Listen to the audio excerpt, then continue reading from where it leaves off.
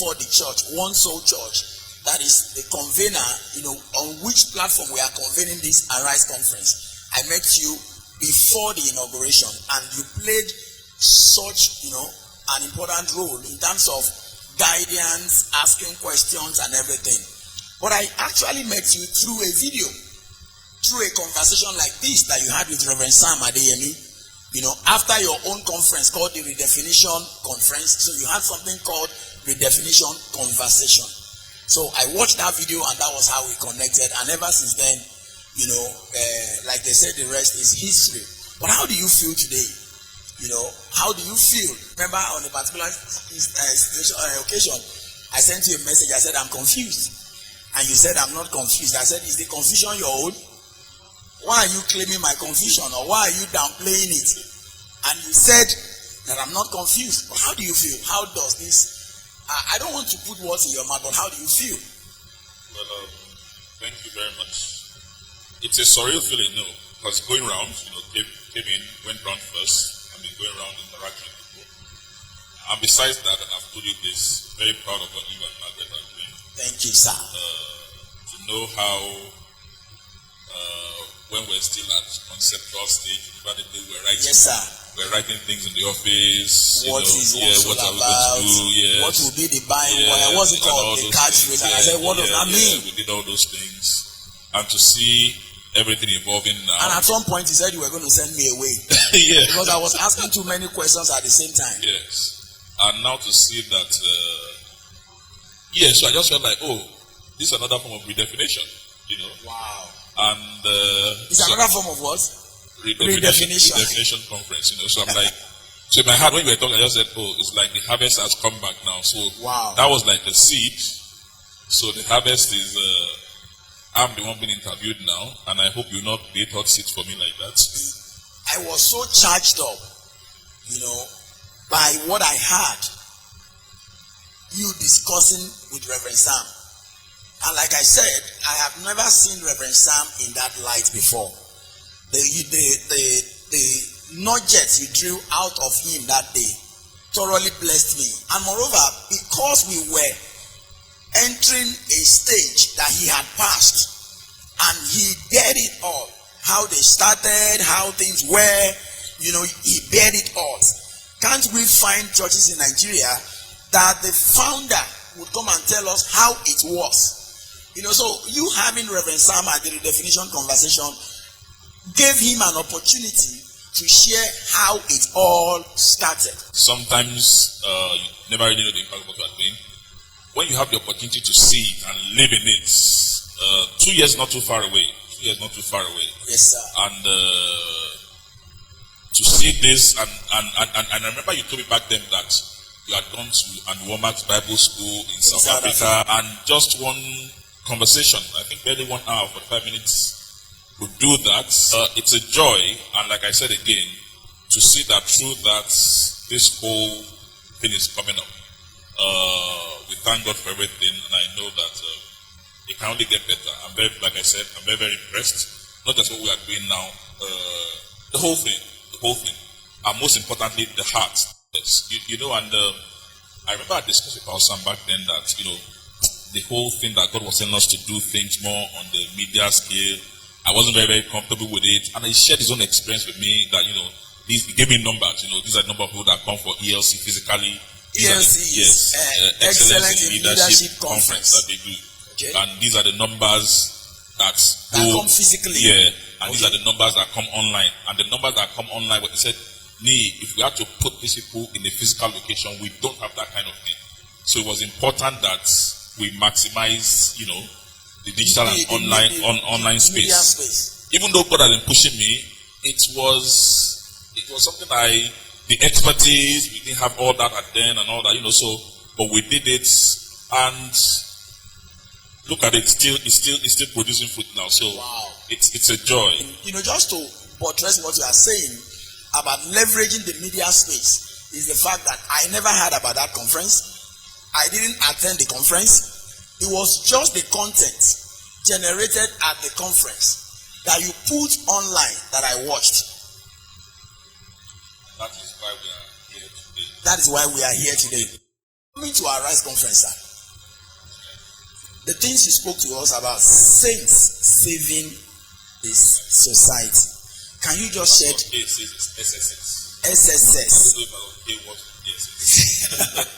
Saints saving society. Can you just, in probably 1-2 minutes, what you shared with me today or with us today at the conference, I saw Lot from another perspective.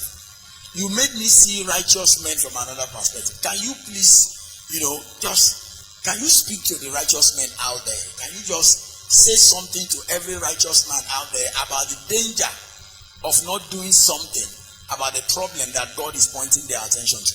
The bigger part of my call is focused on 2 major areas: relationships, you said that this morning, relationships and the reformation of society. I've been doing that most of my life. Maybe I'm not at this level. And it's at the core of what God has called us to do. When he called man, he put man in the garden, put him there to tend and keep it, and give them responsibility, be fruitful, multiply, fill the earth, subdue it. That is, and you said it again, your will be done on earth as in heaven. Make earth like heaven. Earth is not on the same side with heaven, so we need to make it like heaven. Who did he give the responsibility?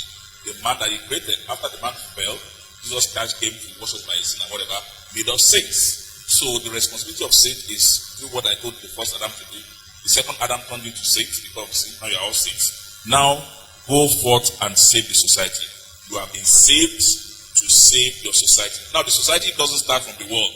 Jesus said, and you shall receive power. You shall receive power after the Holy Spirit comes on you.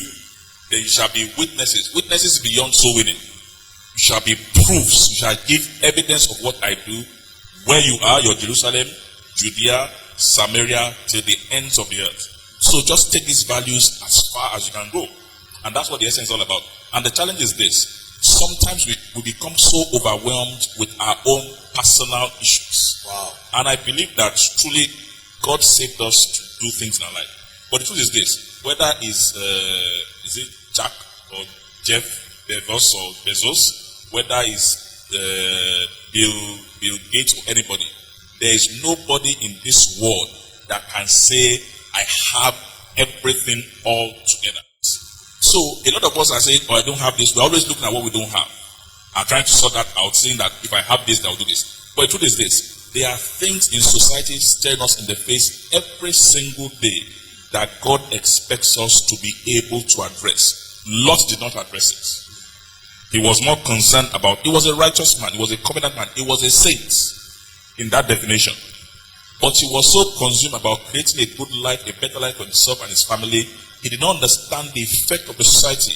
That society does not leave you the same. Wow. And the society crept into his home, into his wife. Society crept into his home. Yes, crept into his because home. He didn't creep into society. Yes, because he did not. Like I said during the conference, life abhors vacuum. Yes, life abhors vacuum. You are either influencing something or you are being influenced. So if you don't influence it, believe me, you are influenced. So he felt he was indifferent. You spoke about it this morning. There's nothing like being indifferent. People say that I'm a free thinker. There's not like free thinking. I'm an atheist. Thinking something. Yes. So that atheistic thinking is a thinking. Yes, so because Lot was deceived to thinking that not doing something about my society, not confronting the issues in my society, I'm just doing myself, I won't be influenced, I won't be affected. He missed it. Because God judged that society. In the process of that, his wife had become so accustomed to that society. Her heart did not leave the place. Her body was living where her heart did not leave. She looked back. She became a pillar of salt. She died there. The 2 children that escaped with the heart of that place. With the heart of Sodom. Yes. So even though they crept out of that place, physically, Sodom and Gomorrah didn't enter their hearts. That's what we call soul winning. I spoke about it. It's soul winning because the values of Sodom has entered them. Infiltrated their soul. Wow. And they got their father infected. They drugged him. They got him drunk, committed incest, and that became another major problem. So the truth is this: if we don't have a strategy to influence society, a strategy, yeah, because they have a strategy they use it. And if you remember it, he said, day and night his righteous soul was tormented. Look at the same thing in 1 Samuel 17. Goliath will come out in the morning and in the evening, and he kept challenging them for 40 days. And for 40 days, nobody did anything. That's what happened when righteous men do nothing. Wow. 40 days they kept banging. They did nothing. David heard it once and did something, and that was the end.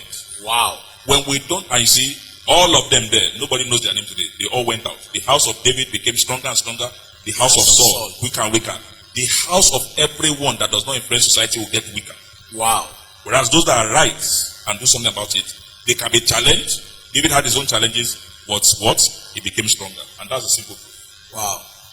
Practically, at which point, sir, did you get this revelation? At which point? Because when we look at a lot of believers today, it is not as if they don't know most of these things. And you can even see that the same mentality has crept into the church. You know, we are trying to develop our own personal city. We are trying to build our own universities. We are instead of affecting the educational system, we are building one university. And one university or two universities or three, as the case may be, is not enough. One Harvard is not enough to train all Britons or all Americans. One Yale.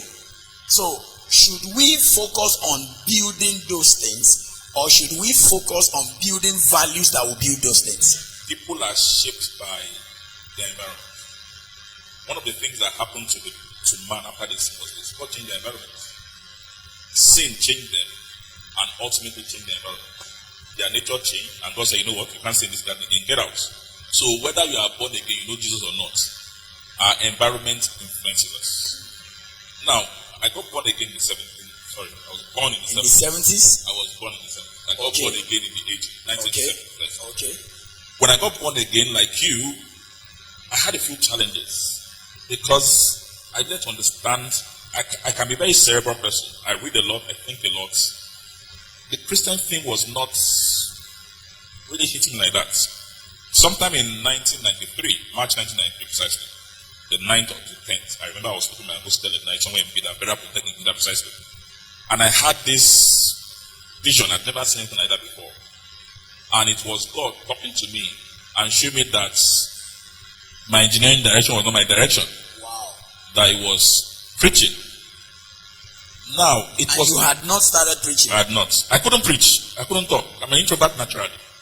I couldn't talk in public. When I talk in public, my voice is shaking, my legs are shaking. I couldn't do all those things. So I just was like, it was a wrong dream. It could not be right. How can someone like me, I don't know how to shout, I don't like to stand in public, I didn't know this, how could I be called to preach? And God said, that's what I've called you to do. You do this, you do this. And the kind of ministry he was showing me was not what I saw around. Or maybe I had not gone around enough to see it. And it was a problem. It wasn't like what I saw around. You know, number one, back then, most of the most successful ministries had very strong personalities, people that could shout and all that. And what God was telling me, what they used to tell me back then was, get out of the world, get out of the world. Get out of the world, get out of the world. Yes. And get into where? You know, come out of the world, come out. And there's a place like that in the Bible. But what God seemed to be telling me was, get into the world. I didn't think it was God talking to me.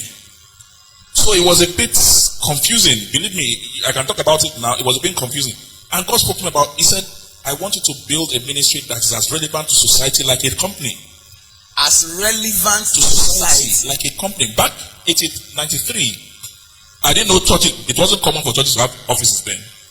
It wasn't common for churches to have office. You have been here in church office. So the only person I knew back then that said something similar was one pastor called Tony Rapu. Now let me tell you what I did to that pastor.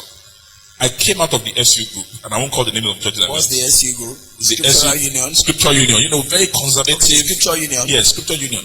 Very conservative Christian background. That's how I came out. Don't do this, don't wear that. So, come out of the world is something I'm used to. Don't identify with it, don't identify. So, sometime in 1991 or so, I went to a Redeemed Christian Church of God parish, Papa Parish, not too far from my house. Okay. And this young man was speaking there. His name was Tony Rapu. Let me tell you how uncomfortable I felt with the service.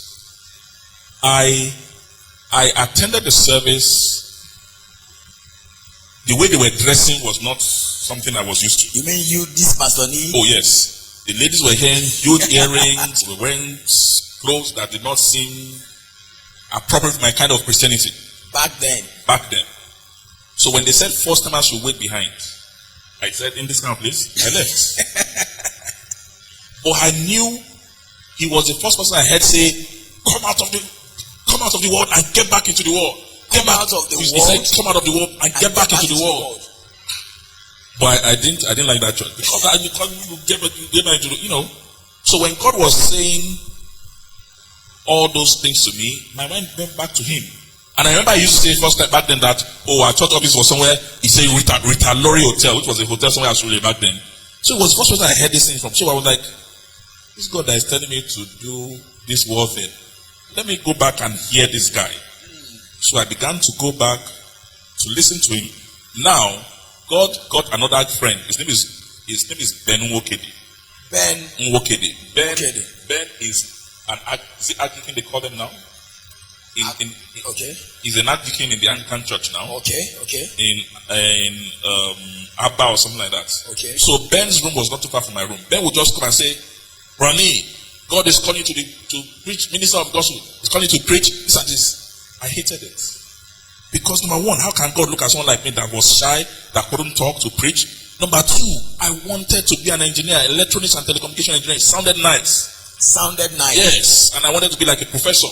Now I said I was going to Redeem, but not too seriously. So I said, okay, fine. I will be a pastor in Redeem like that, or a worker, and still be doing my engineering practice and all that. So I stopped talking to Ben because Ben would just come to my room. Hey, God is calling you. I just stopped talking to him. Why? Because that thing was harassing my mind. Again, I was seeing more things. I'll be in class. It was affecting me academically. That's the truth. Wow. It was affecting me academically. It took me about a year and a half to pray through this whole thing, ask questions and understand it. And listening to Tony Rapu over the time began to shape some things in me. Listening to Tony Rapu, the man that you felt was misleading you. Yes. So I opened up your mind. Yeah, I just began to go to the church. I began to hear. Again, I began to study. Those things. Along the line of most of the things that God was showing me and all that. And at that time, I knew that, okay, I could give myself to this thing. So, between Pastor Sam, Pastor Tony, then I had a pastor in KIC. I went to KIC, Wale Adekunle. He too started a campaign. He came to, he was the pioneer pastor of KIC in Nigeria, and I was assisting him then. So that whole thing was just hitting me left, right, and center. And what I was doing in the midst of all that was also owning my own thing. In school, we started a fellowship, Redeemed Christian Fellowship. Myself and a friend, it's passed on now. So, when I came, we started a fellowship, my ND. Then during my HND, I came back. He was president, I was vice president. But when I came back for my HND, my friend, in fact, incidentally, I led him to Christ in our ND. His name is Rufai. So I was trying to get back to Yabatech. I couldn't enter Yabatech. The way these things are. So I lost 1 year when I went back to be that. So he was now the vice president.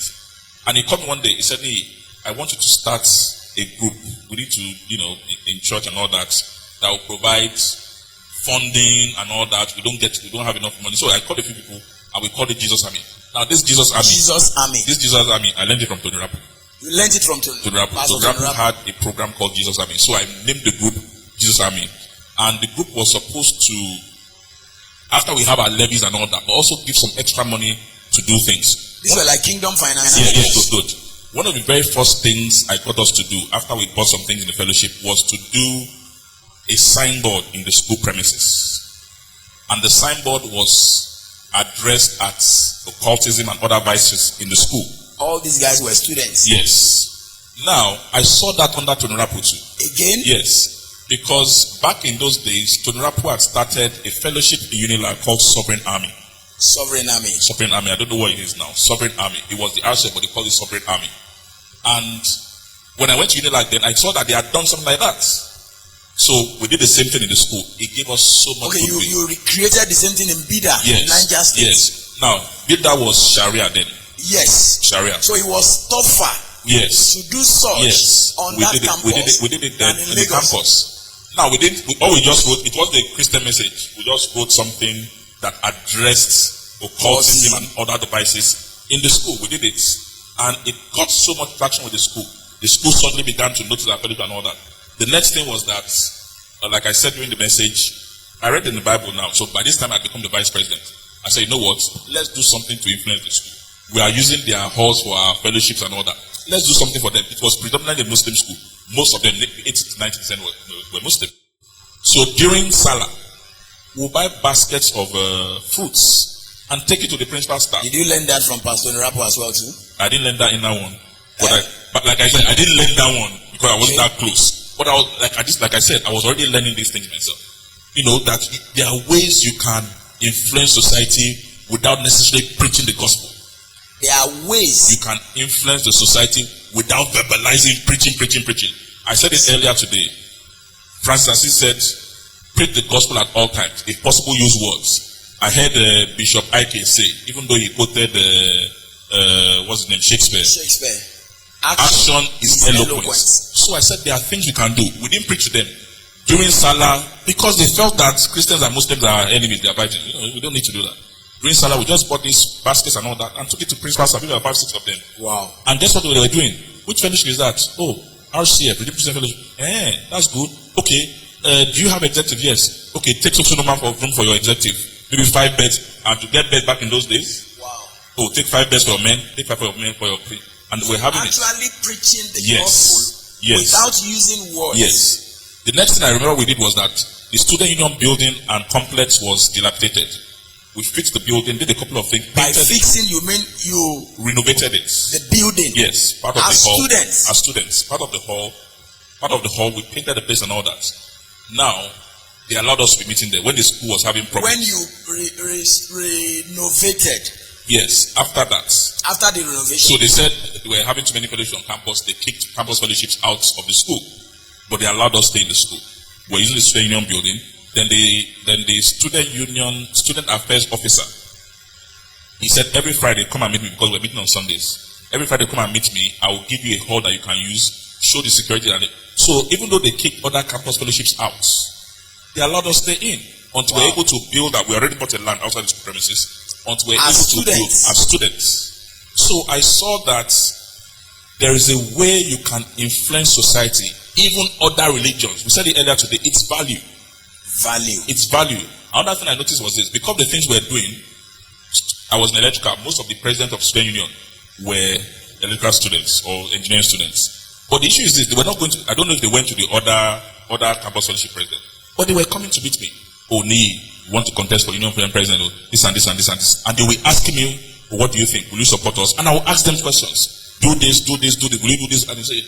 So when one of the presidents became when he won and they were doing the gala night or celebration of his election winning, I was invited. Now, to my surprise, I thought other fellowship presidents were also invited. I was the only one there. Why? Because those guys had gone out of the world. Probably. I was the only one there. And at this point, it began to strike me. A lot of Christians don't function in this space. They don't function in that space. In which space? In that larger society space. We are more comfortable with church. So we isolate. Yes, something like that. But you see, they knew I was a Christian. They knew I was a leader of a campus fellowship. They knew my stand. They didn't abuse. They respected it. And after that, it's just been something I've done all the way. And I encourage people to. Now, when it comes to isolation and doing things. You spoke about Christian having universities and having schools and having this and having that and having TV and all that.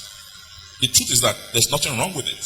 No, I'm not actually. What I was trying to bring out was that in having those things, which is stronger?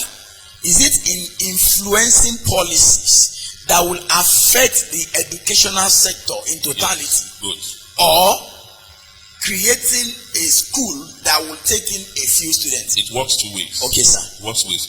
The first thing is this: when you have things that are run down, before they believe that you can run it, show us that you can do it. Thank you, sir. The same thing Jesus said. Number 1, be fruitful.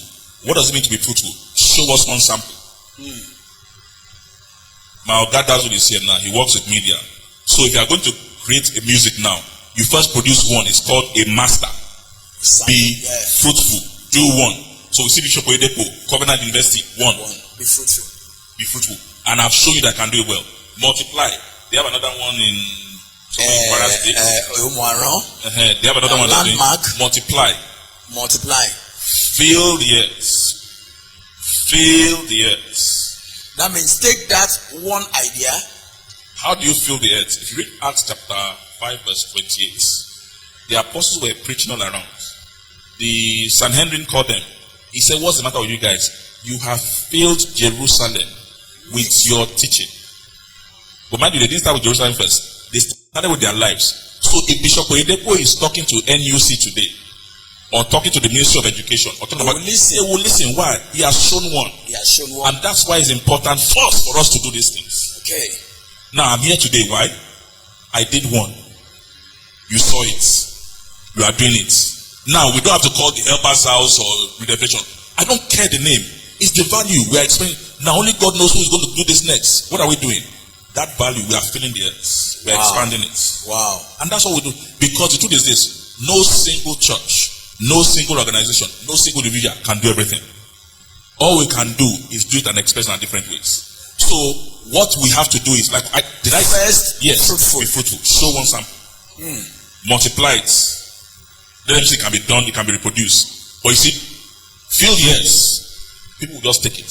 One of the gifts you gave me was this book, Roadmap to the Nigeria of Our Dreams. Yes, Nigeria's Call, Obey. You know, but honestly, I never saw, it has never occurred to me that Nigeria was calling me. Never. I just saw the national anthem as one of the songs that we should just sing while going in. Maybe the teachers didn't have anything else to say. So we just swing our hands and marching. What's that call? What is the responsibility of each individual within the space called Nigeria? What is the responsibility? There are two parts of national anthem. Good, sir. First stanza, second stanza, and the pledge. The first stanza is a call to responsibility. Call to responsibility. The second stanza is a prayer. O God of creation. So do your work, then pray. Don't pray and don't do anything. Wow. They have to go together. What is he calling us to do? Very simple. Serve. How? Serve with love, serve with strength, and serve with faith. That's all. Arise, Nigerians. Are we doing that? Or are we doing it the way we should do it? As a national philosophy, no. As individual, sometimes people are trying. Okay. But the nation is not. It has not. You look at the American dream. You look at the average American. They understand it, and to a large extent, they live it and they expect it. Yeah. It says, "Arise, O compatriots." Compatriots, meaning fellow Nigerians. Fellow Nigerians. Yes. Nigeria is calling.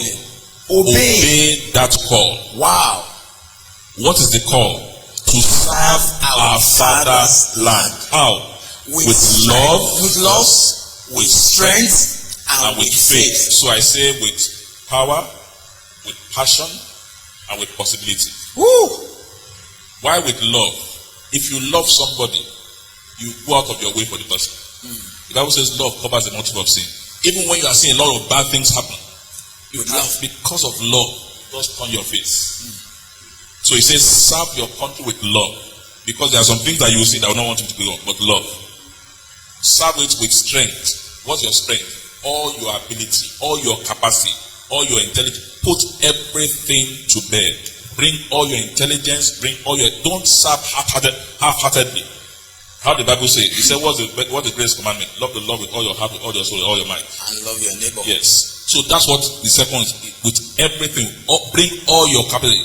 Love with strength. And why do you say love with faith? Faith believes in the reality of the unseen. When we see the present day Nigeria,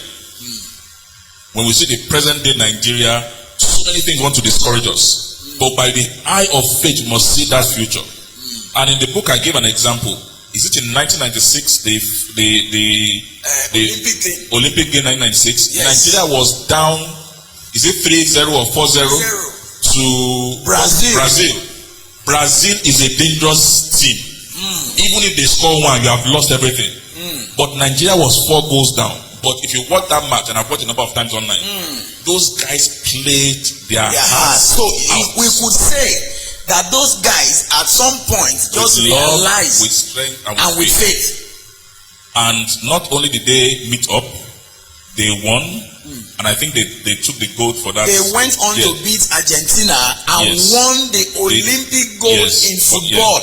So I think that's kind of a prophecy of Nigeria. We look as if we are out of the game now. So what can actually make us to equalize and end up winning the game is when we serve Nigeria with love, with strength, and with faith. Then go and pray, O God of creation. So the pledge. Then you pledge is commitment. I pledge. I pledge Nigeria, my country. Nigeria, my country. To be faithful, to be loyal, and honest. So if we understand this, we don't even need EFCC and ICPC. If we understand it, that anthem is enough to change our country to whatever it is. Wow. So how do we put this into practical use? Everybody does something. So wherever you are a husband, love your family with love, with strength, and with faith. You are a businessman, put love, put strength with faith. And believe me, it works everywhere. I said, from Aso Rock to any rock you are living, that thing is applicable to everybody. We look at our Senate guys. The way you are working, are you doing us service or disservice? Wow. Your governor, is it doing when we are all in traffic and the governor is blaring that we should get off the road, is it doing us service or disservice? When our roads are bumpy and people are dying on the roads and our hospitals are terrible, are the people in charge, are they doing us service or disservice? So it goes everywhere. It permeates everything. Whether you are a child, whether you are a parent, whether you are a worker, it affects all of us. It just needs to be properly articulated. Thank you very much, sir. In closing, sir, one final word, like they will say it. Okay. You will not be happy if your child is 60 and like this. Yes, if sir. your father is 60 and like this. But I don't think you also kill the child or throw the child away. Yes, sir. So I don't think things are hopeless for us.